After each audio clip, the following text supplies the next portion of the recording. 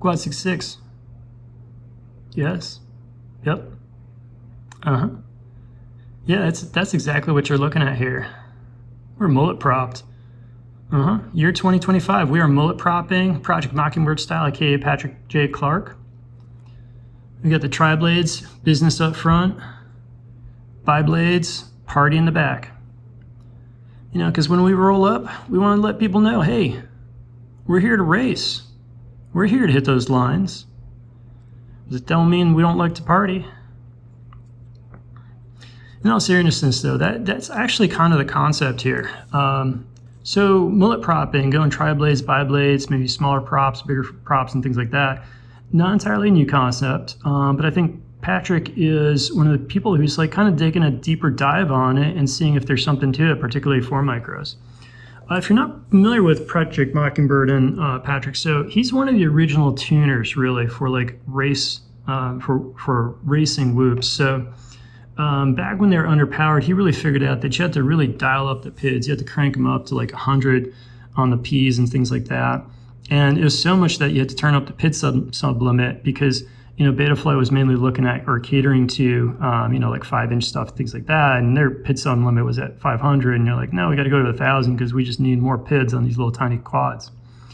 And so, you know, he was one of the people who really figured it out and kind of unlocked tuning the micros, for me at least. Really showed me that, hey, you could push things well beyond what some other people were doing. And even people, I think pretty smart people, like even for a while, like UAV Tech, Mark Spatz, he was blackboxing things. And, you know, I think he did a good job in terms of balancing the PIDs, but just never got things ripping like they really should, or they really could. And seeing what Patrick was doing really got me exploring that stuff and pushing things and really finding more performance. So, and that's his nature. So his latest thing is, let's see what else we can do to unlock some performance. Motor power has really come up now. And what he was interested in was to see, could we get the benefits of mixing props? So with tri-blades, you just have more grip. So in terms of being able to find your way around the lines and things like that, tri-blades kind of lock in more. But if you have tri-blades all around, my personal impression is it feels like you kind of have like a sort of a tight-fitting suit on, like it's a little restrictive. I personally like the kind of freer feeling of bi-blades, but they are clearly harder to fly. In Patrick's case, he was a little bit looking at a mix of things, though. He was looking at getting the kind of the tracking from the tri-blades, but when you're kind of tilting up and throwing all this dirty air towards the props in the back, he thought, why not stick to more efficient props, the bi-blades in the back, and that way you kind of get the best of the tracking from the tri-blades, but the efficiency and kick from the bi-blades. And I think that could be true, and maybe not on this particular combination, and I'll get into that a little bit, but true in the sense that mechanically, physically, if you do the math on it, that makes sense. The thing I'm noticing, though, is when you step, and I've gone through this, I've gone tri-blade, tri-blades all around, front and back. I've done tri-blade, bi-blade, and then bi-blade, bi-blade, and I've flown those back to back to back to back to back. And one of the things I noticed is that it's really just, it's sort of an in-between. Like for me, the bi-blades, I love the kind of feeling of it being a little freed up, a little bit responsive, and that sort of little party feeling to me. And on the tri-blades, you kind of feel a little restricted. And so what happens is when you throw the bi-blades on in the back, it just frees things up just a little bit. You still get a lot of the benefit of, you know, that locked in or tighter controlled feeling from the tri-blades, but it frees it up just enough to where I feel like, yeah, that's kind of a nice compromise, and it's not quite as hard to fly as the bi-blades. In terms of the efficiency thing, for whatever reason, at the angles I fly at, and this could be kind of an angle-dependent thing, my space is kind of small, so I'm not flying at really steep angles typically. I'm a little bit shallow. Like you can see my camera angle here. It's nothing crazy.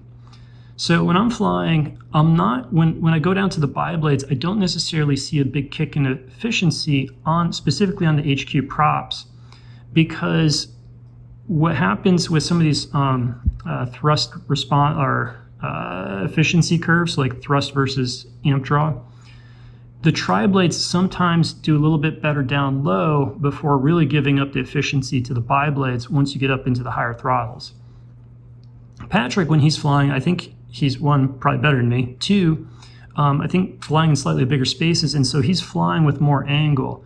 And as you get up into more angle and more power and start really being up in the upper half of the throttle curve, that's when you're really going to see that efficiency from the biblades. So the biblades are really going to find that efficiency as they spin up to higher throttles versus down low. It might be a little bit moot.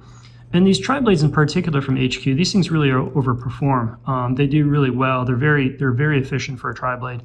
And so when I'm flying a little bit more at a kind of calm angle, I don't necessarily see a big efficiency benefit by throwing the biblades on, but I don't see it either going full biblade to tri-blade, even though that's like common wisdom, right? That the biblades are typically more efficient.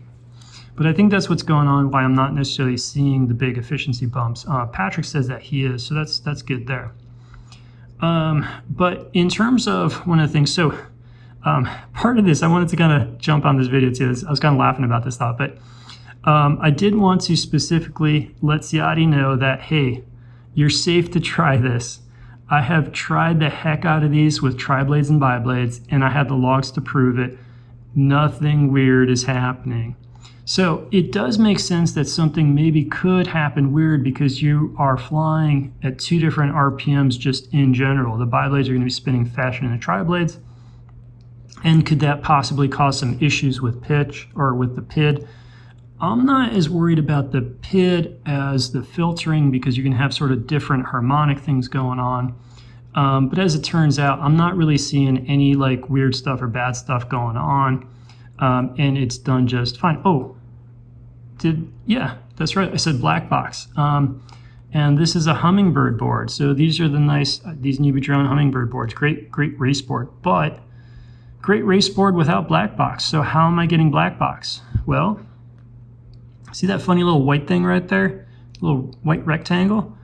That is Flywoo. They just came out with this new little logger. That is a tiny, tiny logger. I don't have the regular SD card size loggers. You just picture the size of an SD card. So those loggers are huge compared to this thing. And this is under a gram. I think the little board itself is about half a gram. Probably with all this, it's probably a gram because I got some tape, a little bit of wire and stuff like that. But still nowhere near the size or weight of the open logger. And I think with this little tiny logger on here, it's not really affecting flight performance so much that I'm worried that we're getting kind of like false black box logs because of artifact from having this big giant logger on it. So that's been super interesting to being able to fly these, these true race whoops, really high performance whoops, and still have them perform well and capture logs with it performing at its really peak level. And that's been really, really informative. I'm going to go through some of those logs, but what it really showed me is that tune as best we can by feel. There's just no substitute for black box, and I'll show you that. It's unlocked some big tuning potential here with using the black box. If Kelvin's out there, please, please, please just integrate black box into these little things. Just please do it. And I'll show you there's part of the reason you need it is there's weird, in particular in whoops. I'm going to show you this example.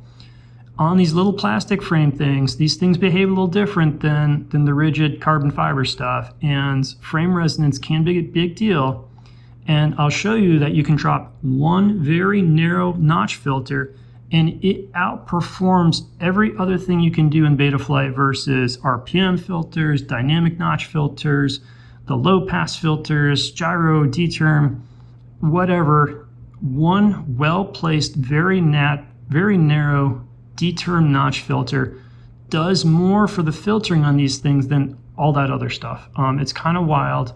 And the problem is it's also so very specific. Like with that notch we're using is so narrow that you got to get exactly where it needs to be for it to work. And so you really need black box, I think, built in on a regular basis to be able to get the filtering right on these things. This particular Hummingbird, it was supposed to be my clean build. Like I've had a bunch of these and they've flown extremely well. And I'm like, yeah, I flipped motors around, did all this stuff. Let me get one set up, and that's going to be my clean one because I've been able to, on some of these builds, just really push the PIDs like crazy. And of course I get the one to be the clean one, and one of these motors, something's a little bit off. This one's generally grumpy. So I think the PIDs that I'm able to get this one to is a little bit lower than what you might on other ones, but it's within the range of what people see, or I think what you generally get in whoops. But it's just a little bit irony that this is supposed to be my clean one and it's just a grumpy little quad. Not terrible, but it's definitely grumpier. Other interesting thing, yeah, so comparing some frames, and I'll show you the logs on these too. So I've been very happy in general with the Newbie Drone Cockroach V3. This is not the AF frame, this is the regular V3. And it's a light frame, it protects the props, and it does good enough as far as damping out the noise and stuff like that. I was really curious when Beta FPV came out with their new airframe, because I think it's the Air 2 or whatever they're calling it. Really curious about it because they were one of the first people that said, hey, we looked at this from a tuning perspective of noise. We designed this frame to help dampen or decrease noise. And I was really curious to see whether that paid off. And in some ways, yeah, kind of. In other ways, no. And I think it's because I don't know, it's FPV, especially micro FPV, it's like, I think it's so niche that you don't get enough people working on it and they miss things. So looking at the frames, and I'll show you the logs and I'll show you why I think what I think, but what I think is going on. So these frames approach things very differently. So Newbie Drone has a whole lot of hoop, not a ton, I mean, it's not super tall, but it's a decent amount of hoop. Most of the material is in the hoop, and the material in general is sort of a rubbery plastic. It's got a fair bit of give. In the middle of the board, there's a whole lot of nothing. There's a whole lot of open space here. But one of the interesting things they do is when you pop a battery in here, just throw one in. If you look at where the battery sits directly on the bottom of the posts where you're mounting your flight controller. And that's true on the pitch axis, and it's not true on the roll axis. So one of the characteristics of this Newbie Drone Cockroach V3 frame is that your damping, like your noise profile on the pitch axis, it's actually excellent. It's much better than what you think. Like, I mean, you got this floppy frame, and there's very good control of the noise on the pitch axis. Roll axis, not so much. You got a ton of noise on the roll axis. The Beta FPV frame takes a very different approach. Very little hoop, but the material is pretty rigid. And they do some interesting differences here. Like if you look at the battery, so the Newbie Drone one, it's almost like a little like strap, like a little bridge thing that you just slide it under, versus Beta FPV has a little bit more of a battery box. But if you look at that, where the flight controller mounts are, that's not raised up. So when you have a battery in here, there's a gap. There is a gap between that post and the battery. And the battery's sitting in this box. It's off of stuff. And so you have neither contact on the roll axis or the pitch axis to help control the noise that way. And so you end up with kind of some funny things. And I'll show you the logs, but what this ends up with is on the Newbie Drone frame, the Cockroach frame, you get a pretty nasty frame resonance, and it's all on the roll axis. But if you put that D-term notch filter real specific and drop it right on that noise, it cleans it all up. It does so much to clean up the noise profile, and you can do it with just one notch. Beta FPV frame, on the other hand, it's got two frame resonances. It's got one on the roll, one on the pitch. In the case, and one of the things here, I don't know if that is true across all builds. These things are touchy. There is interaction. Maybe it's my camera mount interacting. Like there's interactions here, and that's why you need black box built in, because until you look at it, I don't think you know. I don't think you can just say, hey, these all behave the same. We can drop the same notch and it's going to be fine. But on my build on this Beta FPV frame, got two frame resonances, one on the roll axis, one on the pitch axis, and they're at different frequencies, so you can't cover it with the one notch. And so what I tried first on this frame was I first hit the roll frequency peak because it's a little bigger, but it helped, but it didn't take care of that pitch peak, which was at a lower frequency.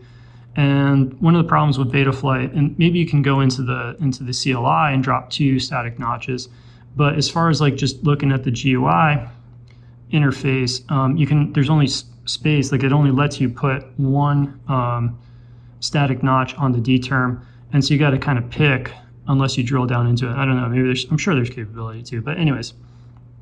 So then what I tried was I put the notch on the lower frequency where the pitch frame resonance was, and that actually did a really nice job down low, obviously where you put the notch, but it also helps with the notch up higher. And that makes sense because if you think about when you have noise, a lot of your noise is cross-axis. So if you just take these frames and you kind of squeeze them around, move them around, figure out where they're going to make noise. In general, frames tend to do a lot of this kind of stuff, and so noise on one axis tends to bounce into the other axes.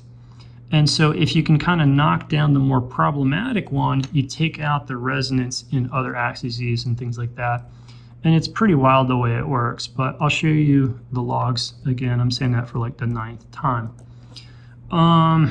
At the end of the day, one other thing I'm noticing about this frame. Yeah, they got rid of the ducts. These aren't ducts anymore. These are just straight up hoops. These are just prop protectors. There's a nice big gap between the props and the hoop, and the hoops are super shallow. Good and bad on that. The good is that this thing flies like it doesn't have ducts. It flies just like an open prop quad, which is kind of, if that's what you're looking for, you don't really like the way whoops fly, it's kind of nice. It flies like, hey, I'm flying at this tiny little 1S. It's kind of cool. Downside of it is I am seeing efficiency loss. And I wasn't sure at first, but where it really convinced me that there is true efficiency difference is when you are turtling out of this frame. When I turtle out of this will like flip like twice. These props, even spinning backwards, they're generating so much thrust. It's just way too much. Versus on the cockroach frame, if I overdo it, it's kind of like flipping once. But what happens, and I noticed this when we started trying to do pushers, is that a lot of people say these ducts don't do anything, and I think that's just not true. When we tried to fly pushers, they flew nice, but it really decreased the runtime, really decreased the efficiency quite a bit. And the only thing we were doing different is we were flipping the frame over. And what that tells me is, especially on a duct that's shaped like the new drone one, where it's got this wider opening, kind of tapers in nicely, and it has a nice, like true duct kind of shape, I think these things are actually working. I think they actually are improving the thrust. And so what I am seeing is less flight time, and also the motor just I felt like I had a little less kick, especially down low. Maybe not when it's fully going. I think as you spin up the motors, that effect, I don't know, whether you don't notice it, goes away, or it can be as you're going faster and you're starting to like cut through the air more, then you start benefiting from having these shallower ducts because they're not interfering with the air as much. You're not pushing as much surface area. Just look at it. I mean, you're right, like you're moving through the air, you're pushing less surface area. So it's trade-offs. But with the 2-notch issue, the two frame harmonic issue, I'm not convinced about this the new beta FPV frame yet. And it's funny because I think they're so close. I think if they just went ahead and I'm going to try this actually later on. So I'm going to put a couple screws in here to raise this up and cut this little bar out and see if I can get the battery sitting on the screws so it's like directly onto the where the flight controller is attaching. I'm going to see if I can knock out that pitch resonance just by doing that. My other thought too is, well, let's try and knock out the roll resonance on the Newbie drone frame, right? Weight sucks, weight's terrible, but what if you can get something that is trivial in weight but goes and bridges across these two on your roll axis, And if you can stiffen that up, do you knock down that that roll resonance and really improve the performance on the new drone frame in terms of suppressing noise. Yeah, sweet. I'm already at 20 minutes, but I feel like I'm packing a lot in here. I'm packing Mullet prop.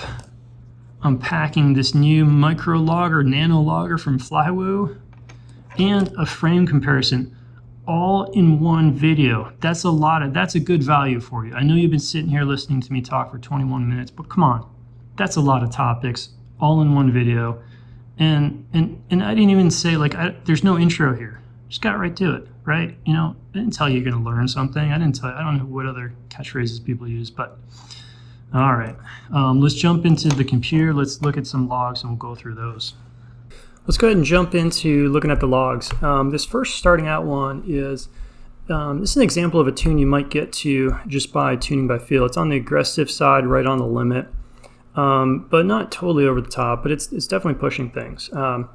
And if you look at it, so this is a master slider of 1.5 and things pretty generally balanced. So if you look at, and pretty square, so if you look at the P on the roll versus the pitch, fairly similar numbers and fairly high numbers, not crazy high, but fairly high with 67, 70, so it's pretty aggressive. Feed forward, for my taste, is a little bit on the low side. D seems pretty reasonable at just kind of first glance. Filtering side is pretty standard it is my standard filtering to kind of start off with nothing too specific. So looking at this, there's several things that are going to jump out at us with the black box.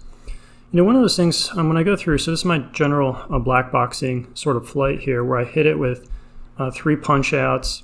In between the punch outs, you can kind of see the prop wash as it's coming down. And then you kind of go into a series of snap rolls on both roll and pitch, and then you go into these twitch moves, and then kind of get some split S's down here, and then kind of finish out a couple things while you have a little bit of time. And I fly the same time a minute, I think it's right at a minute 30 seconds, and keep that. I don't know why it's hard to remember these things when I'm trying to talk about it. Yeah, right at around a minute 30 seconds, and I try to keep this flight very consistent from one flight to the next so that I'm not biasing any one particular log. So on this case, what we're doing is we're looking at the tracking. So we've got the gyro for the roll and the pitch, and then the set point for the roll and the pitch. I generally don't look at the yaw until the very end because the yaw just basically follows along with those other ones. I haven't really seen much need to kind of start with the yaw. But what we're seeing here is just as we're kind of going to full throttle, we've got a tiny little bit of P oscillation come in, nothing crazy. But then one of the things that should catch your attention right off the bat is this is the filtered gyro. And on the roll axis, you can see how there's like noise coming through into the filtered gyro, which is just kind of a warning sign right off the bat that things are going to be a little bit problematic. When we look at the prop wash is okay. For whoops, there's just sometimes only so much you can do with prop wash. But, you know, it's there, it's not awful. But again, you can see a little bit of this P oscillation coming in on the full punch outs. Then when we go into our snap rolls, they actually look decent. So the gyro's jumping on the set point there pretty well. You've got a little bit of signs of slightly too much D. So when this kind of comes in a little bit soft here, that's oftentimes you got a little too much D on that. But it is jumping pretty quick, so you know it does seem that we have pretty good amount of we're in the ballpark for the P and the feed forward, because if we watch the gyro on the initiation of our snap roll, it's getting in there. It's just getting like bogged down a little bit, probably a little bit high D, and then coming off the snap roll, you can see it's having a little bit of hard time. It's kind of separating there a little bit, but in general, snap rolls looking pretty good, so that's a good start. On the pitch axis, though, things look a little bit worse. So you can see how we got some separation here between the gyro not quite jumping on the set point, and then kind of this really rounded top. This is a pretty good indication that either we're just generally too low on our PIDs or on our gains on the pitch axis, or we've got a little bit of out of balance with a little bit too much D versus the other factors. And then when we look at the twitch moves, we kind of see a similar story.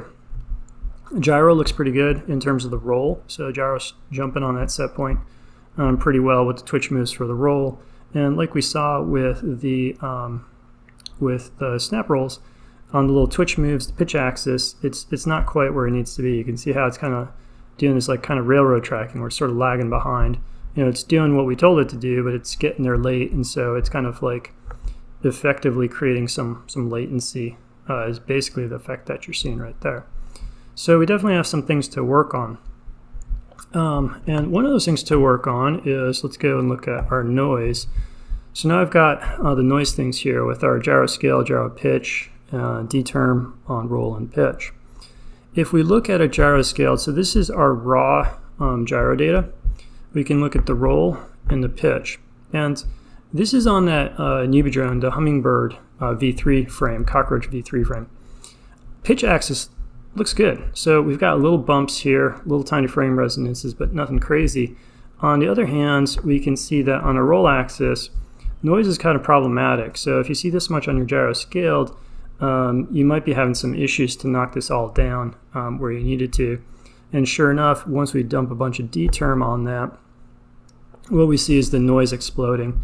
In general, if you don't move these sliders around and if you fly it basically the way I do, this is going to be too much noise. When you kind of get these volcanoes sort of shooting off the screen here, that tells you that we're not doing enough to control this noise.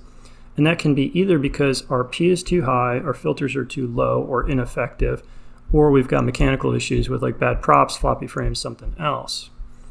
So we've got some work to do there. The pitch axis doesn't look nearly as bad, and you can see, you know, when we started with a clean pitch axis, you know, when we go into the D-term, the D-term looks good because we didn't have much coming in to begin with. And that is, and this is my theory, not 100% guaranteed, but my theory is because that Nubi drone frame, it really presses the battery on the pitch axis against the mounts for the flight controller. And I think it's creating a lot of stability on that pitch axis, which is mechanically damping out a lot of the noise. And we're not getting that on the roll axis, and that's why on the roll axis we get like these volcanoes. So one of the first things to do when you're having these issues, if you just have too much noise, is just, well, knock the gains down and see how the quad flies. So if we do that, noise-wise, things do get better. So I'll show you 3 examples where we knock it down to 1.3 or 1.4 and then 1.3. And you'll see how just systematically it knocks down the noise. So if we look at 1.5, volcano shooting off the screen, 1.4 getting a little bit better, 1.3 starting to get almost into a decent range, but still, you know, I think this is still a little problematic, but not awful. So if we look at then, well, how much did we give up by knocking our PIDs down to the master slider, knock it down to 1.3, and to show you numbers wise where that added up. So we dropped down from like 67, 72 down to 58, 61 on our Ps, and you can see where our feed forward and everything else came down with it. We can look at our set point tracking and see how it's doing. And so when we look through this, unfortunately, we didn't really get a ton of benefit. We still have a little P oscillation going into those full punch outs there, and you can see that. Not bad, nothing bad, but you know, it's there. And then when we come into our prop wash scenarios, you know, I don't really see a ton of difference there. Some of that can be just the way you're flying the quad down, whether you're getting into the prop wash or kind of flying through it. But what you'll start to see here is on our snap rolls that there's not a ton of difference, but you know, I think the roll still looks okay. You know, if we look at that, it's getting some separation. This gyro on the roll axis is just kind of starting to drift away from that set point a little bit. There's just a little bit more opening up, a little bit more gap. So this is the lower end of this, of where we should be with this in general. So 1.5 was on the upper end and probably a little too high because of how much noise there was. 1.3 is getting a little too low because our PIDs are just, our gains just aren't where they need to be, and you can see how pitch is just looking pretty sloppy. So if we look at this snap roll, it's lagging here, it's rounded at the top, it's having a hard time getting back on. And we're going to see the same thing when we look at our twitch moves. So let's go down here to twitch moves. You know, I think that the roll axis is still acceptable, but our pitch axis, come down here, find the pitch axis, you know, pretty sloppy. So what this tells me is that there's some things to do, but we're going to start getting into some non-standard things in terms of making this get better. So from here, normally one of the things you want to do is like make one change at a time and try and like not make multiple changes, because then you don't know what's making differences. But I only wanted to fly so many packs, so what I did is I decided 1.4 is going to be my kind of starting point for moving forward, and then I'm going to make changes from there. So let's go ahead. We got that moved out. So this is step 1. Let's see what I did on step 1. What you can see on step 1 is, let's go back, let's get the numbers first for 1.4.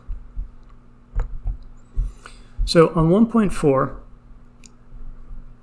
what you can see is that I've got P around 63, 65, so pretty square. And with step 1 of my tune, and I'm just calling it step 1 to just to refer to it for being easy, I bumped up my pitch axis. So we went from like 60s to the 80s on the pitch axis.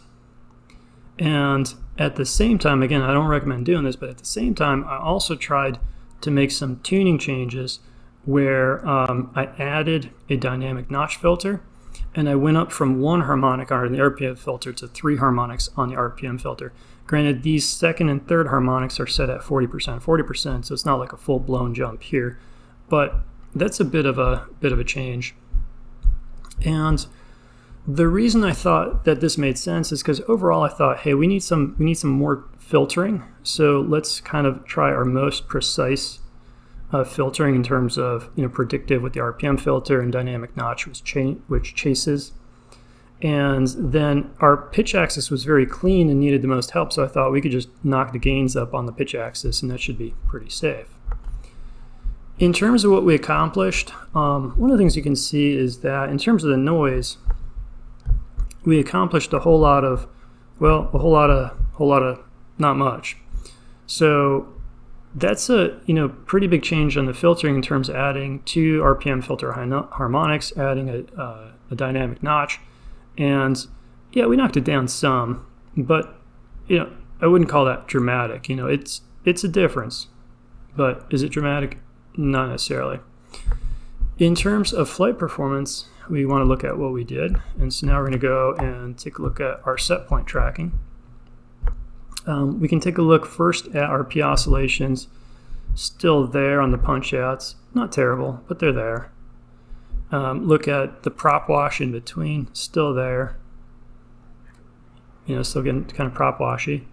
And then in terms of did we improve our set point tracking, a roll axis, well, we don't expect much change there because we really made our changes on the pitch axis. But the roll axis is about similar to where it was on that 1.4. And so it's decent, could be a little better. Snap rolls on the pitch axis, I don't know, I'd have a hard time saying that that's definitely better. So we increased the gains and didn't improve it much. What that tells me is that it's less about the total gain and more about the balance. At least that's what it's looking on this first shot at it. On the twitch moves, we're going to see a similar kind of story where I think on the roll axis things are reasonable. They don't look perfect, don't look awful, but it's acceptable. And then similar on the pitch axis, which we see in the snap rolls, snap flips, I guess, instead of rolls. Anyways, the snap moves. Our twitch moves, same thing. We're kind of sloppy. So we've got some more work to do. So step 2. Let's see what we do on step 2. Step 3. Step 2. Okay, step 2. Changes made on step 2. I think I kicked that up even more, kicked up our gains on the pitch axis even more. Filtering, I think I left that the same. Did I kick up my feed forward? Let's see, 1.4. And I apologize for not knowing off the top of my head. So 100 there. And what are we here? Yeah, brought in some feed forward. So two things I did. One is I moved up my gains across the board on the pitch axis, and then I brought in some more feed forward. Did I drop the D? D is at 100. Let me see if I dropped the D or not. The D gain, yeah, I dropped the D a little bit too. So I went a little crazy here. These are some big swinging changes here. So went up on the pitch axis, gain across the board, dropped the D a little bit, pushed up the feed forward. So let's take a look at where we're at now. So noise, roll axis. Why is that better? What else did we do on? Because that looks better. Step 2. What do we do with the filters?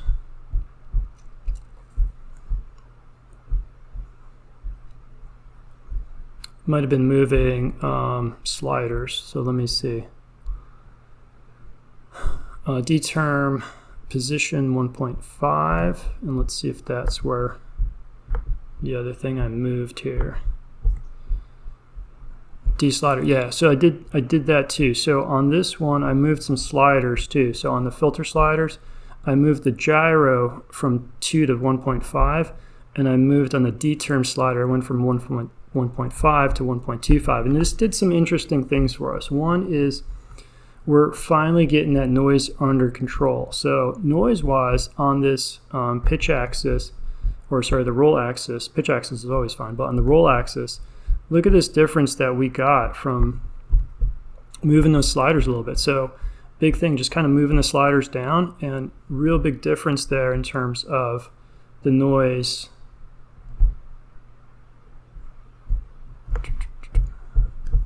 Is that the right one I was talking about? Step 2. Sorry, I've got too many things open here. Yeah, so D-term 1.25. So we made some big improvements on the noise, so that's great, we think, but I'll show you why maybe it's not so great. So let's look at our tracking now. So we made some incredible progress in knocking down the noise, but look at this. Look at our prop wash here. This is starting to get like some hints of this P oscillation. And watch this. Look at all that. So that's not prop wash anymore. That's P oscillation right there.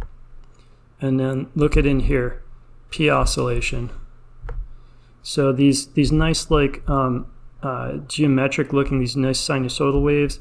That's when it's a feedback loop and not just like random noise coming in. So you got P oscillations all over the place. And yeah, we pushed up the pitch. Maybe that's contributing.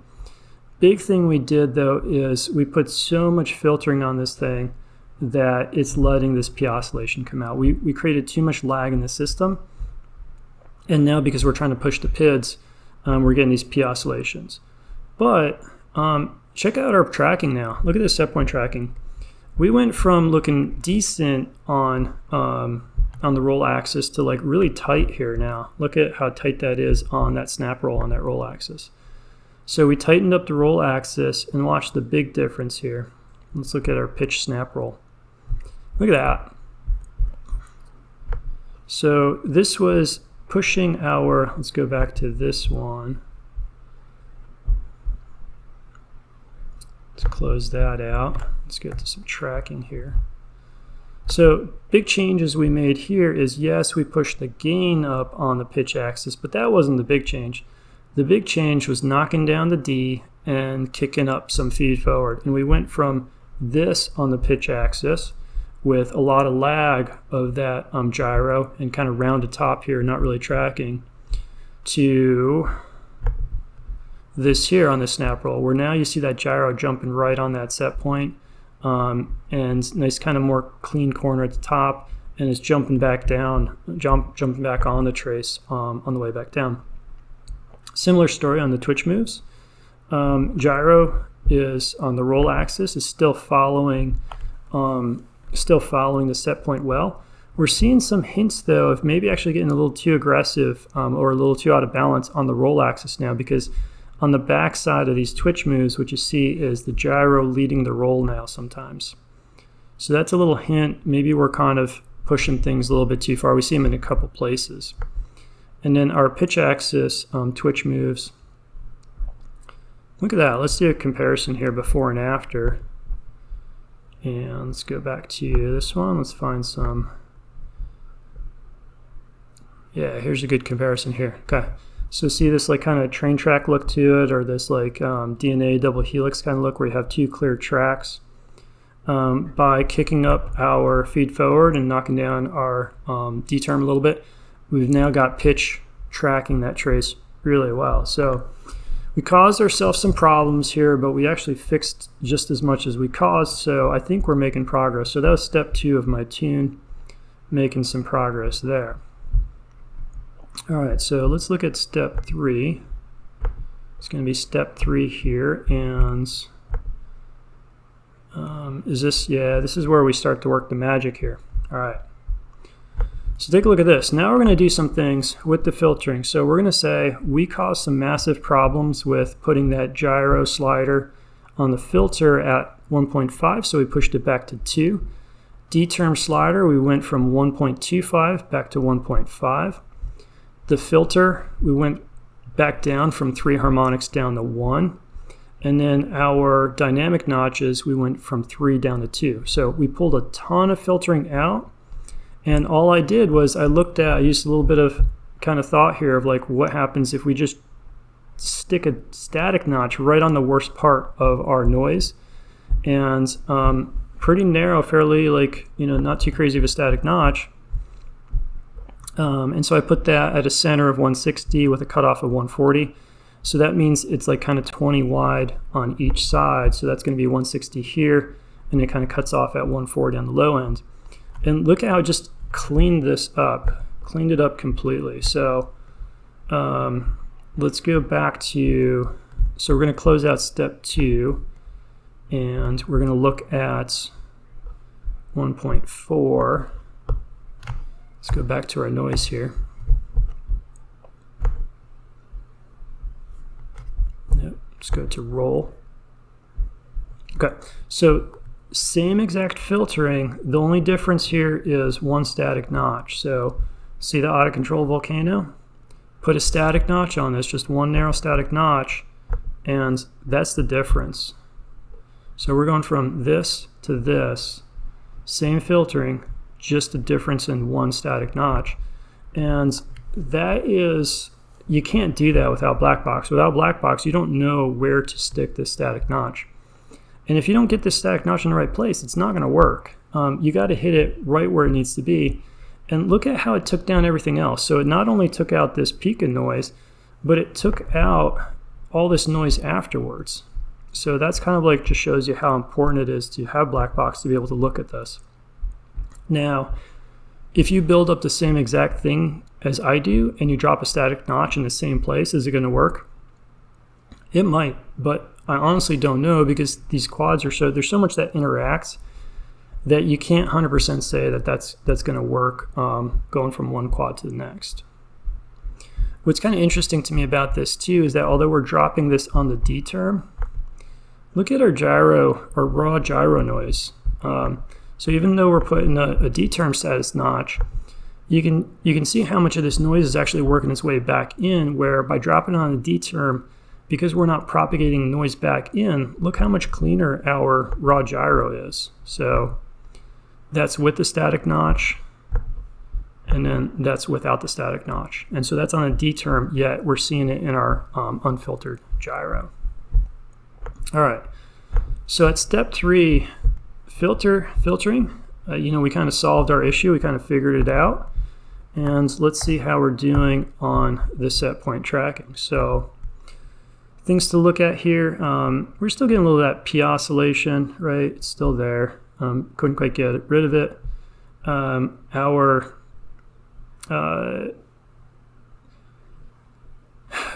prop wash sometimes looking a little bit better, but it's still a little bit vulnerable, and you can actually see a little P oscillation coming out there. So that's looking a little, overall, just a little bit better on the a little bit better on the prop wash. You can still see a little P oscillation coming out right here, but gyro on the roll axis, tracking that set point really well. On the snap rolls, those are looking super tight now, so that's looking pretty good. And let me see, I think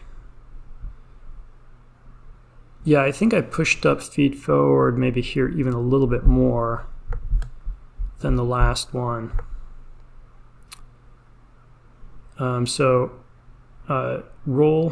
Snap rolls looking really good. Pitch also, look at those snap rolls. Pitch at snap rolls looking really good, staying tight across the top, flat across the top, going up and back down both sides of it, looking really good on those pitch snap rolls. And then if we get into the twitch moves, gyro on the roll, those are looking good.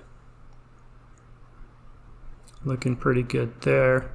And then on the pitch axis, also looking good. So at this point in time, you could potentially just say that this one is done. Like you're good enough here, and then you can just, once you're here, you can just kind of tweak the master slider up and down a little bit and call it a day. And so that's probably fine right there. I kind of kept digging at this a little bit to try some things out. Let's see what I tried out on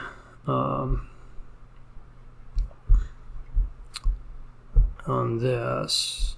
Oh, on this one. So what I did is I moved my D-term notch just a tiny bit. So let's see. This is an example of just how particular this is, where you drop your notches. So let's look at our roll. That's our pitch. Let's get a roll again. Okay. So in this case, this is 1.3. Let's go back to our noise. Let's look at our D-term roll. All right, so what I was seeing here is the filters were close, but that notch, you can see we're still losing a little control with that notch. So with that notch, what I did is I just moved it up a touch higher frequency, and unfortunately they dropped this mark with the red line, and it kind of exaggerates the look of this. This is where it's marking your max motor noise. This isn't the peak actually going up all that high like that.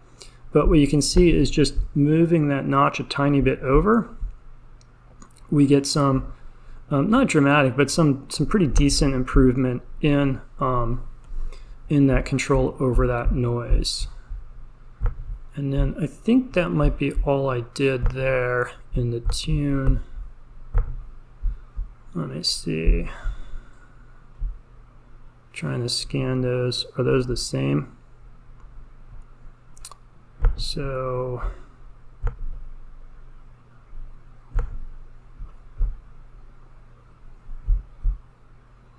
did I change that D any 100? 100. It's a little different. No, it's about the same, right? There's too many between D max and D. Yeah, so I think the PIDs I totally left the same. All I did was I changed a little bit of the filtering there. So what do we got next? So that was step 4.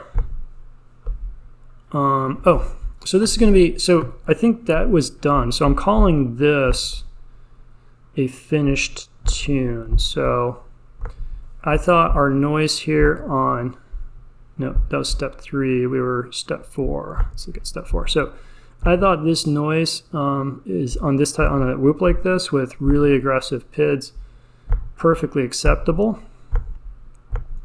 There is still like potentially like to try and get rid of some of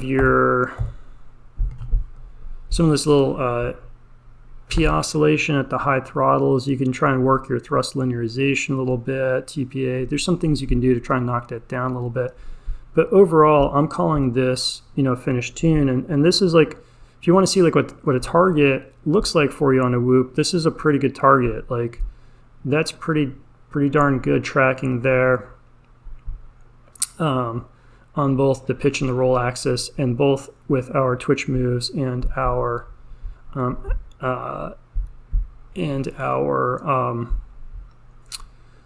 twitch moves on pitch and roll. I think maybe I might have touched this a little bit more on the roll axis. I think I did. I think on a follow-up is I put back in just a tiny bit of D term on the roll axis for what I considered my final, but this is pretty darn close to the final. But I think I did put in a tiny bit of D back into the roll on what I consider the final. So some other things, though, I think that are interesting to look at. So I'm kind of trying to close these out so they get out of my way. Hopefully I don't regret that. Step 3. All right. Air mode versus air mode off. So this was, let me see. Yeah, I think these PIDs are already pretty dialed. Yeah, this is slightly lower on the pitch, but one of the things I was looking at here was the effect of having air mode on or air mode off. And so this is with air mode on, pretty decent looking tune. And then if we go to air mode off, we'll show you the effect of this. Where we see that is like right here. So we're coming off throttle, so punch out, kind of rolling over. Now we're on 0 throttle. And this is where we're going to see gaps opening up. You're also going to see the gaps getting sloppier here. So with these snap rolls, what I'm doing is I'm punching up and then I'm hitting the snap roll. And so with air mode off, you don't get that throttle up to compensate for the fact that your throttle is too low for it to generate the the motor response that you need. So this is air mode on, and then this is air mode off. So the question is, why would you ever turn off air mode? Well, the reason for that is because when air mode is off, as long as you're a little bit in the throttle, it doesn't matter. So look at our twitch moves. Our twitch moves are just fine. So this is no air mode, but with my twitch moves, I'm hovering, so I'm still in the throttle. And so because I'm still in the throttle, the twitch moves are just fine. So with the way that I fly, kind of like race mode with the whoop, and I'm trying to find sort of gates and things like that, in the throttle, it's not off. So I don't need air mode on. And when I bump stuff, the air mode isn't going to work against me, and it's not going to cause the problem. So you can see how the tune stays fine with air mode off. On the other hand, if you're flying freestyle, right? So if you're punching out and you're trying to roll, well, it's going to be sloppy. It's going to be a mess. So if you're flying freestyle, you need air mode. So think about that when you're tuning your whoops. Whether depending on how you're going to fly it, you can tune it with or without the air mode. What else? That was air mode, and so this is my final one. Let's see how this looks. So this is where I ended up, my true final. I still have a little bit of P oscillation. I'm saying, I don't care. I don't really hang out in full throttle very much inside the house. Not too worried about that. Got nice tight snap rolls there, and what you can see here is I think I put in a little bit D back in, and that kind of leads to that little roundness up top, but it fixes up the little issue I was having with getting a little bit ahead on the twitch moves. And so now my twitch moves are back to where I want them, not getting ahead. See how it's like tracking both sides and not getting ahead? So if that gyro was anticipating where the set point would be, that's getting a little bit too aggressive. And so, yeah, that's the final I ended up with. So from here, let's look at, so this is the Hummingbird, the Cockroach. So Hummingbird, yes, with the Cockroach V3 frame. Let's check out the Beta FPV frame. Beta FPV pitch. Beta FPV no notch. Let's open that up. So the comparison here is going to be, did I close down 1.4? I did. Hang on, let me open up 2 more windows. So beta FPV frame, and let's go back to my 1.4 without the notch filter. And here's where we're going to see some, I think, really interesting things comparing these frames. So let's go ahead and look at the unfiltered gyro.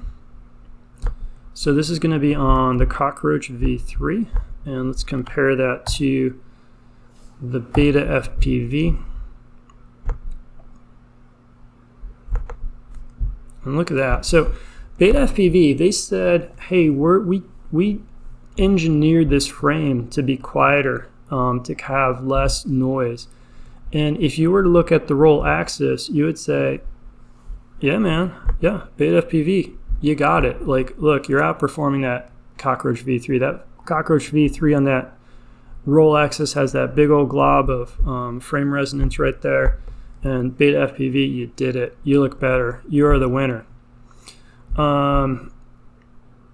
The problem is that there's more than one axis. So if we look at the beta FPV frame, this doesn't look like much right here.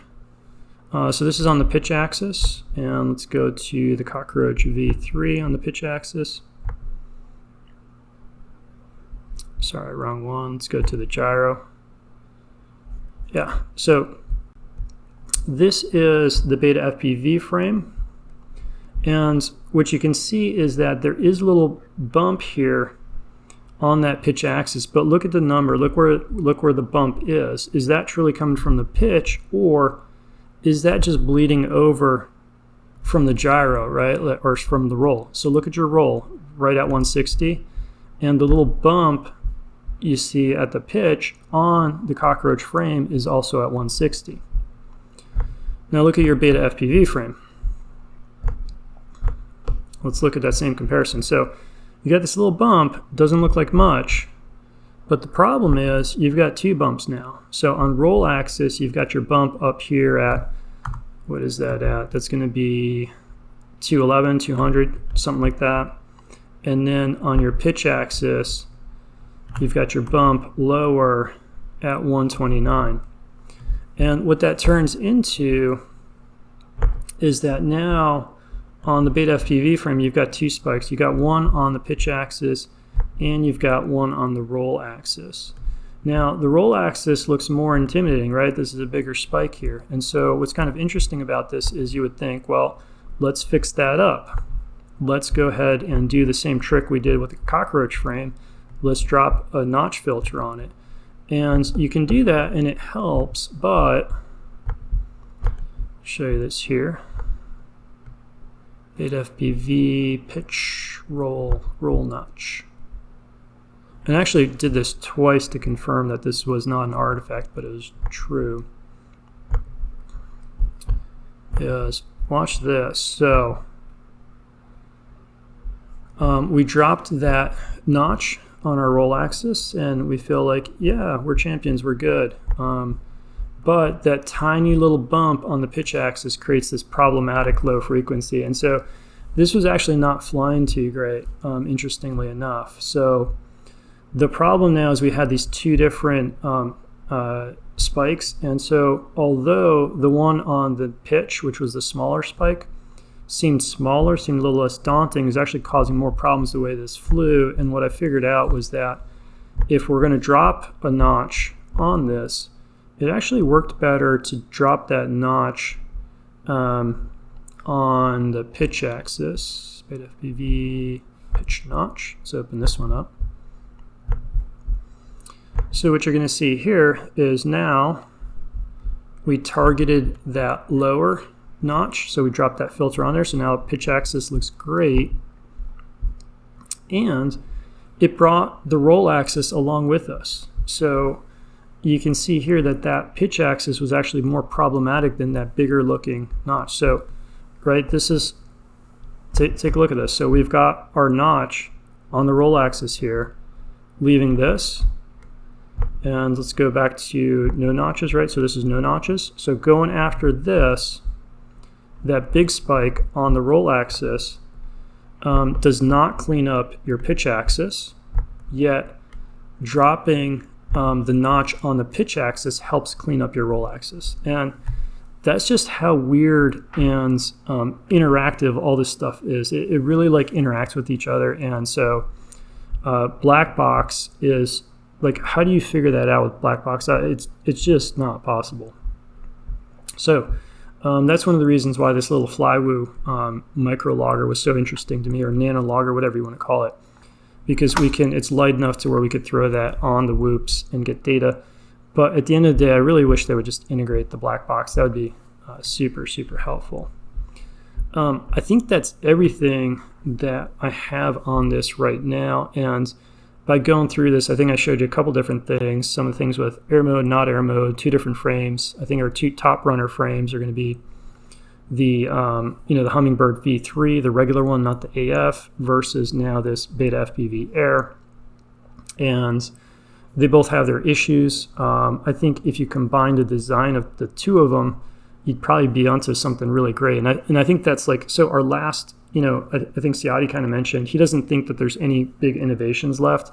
I think that is our last big innovation, is really getting the structure of these, as far as whoops go.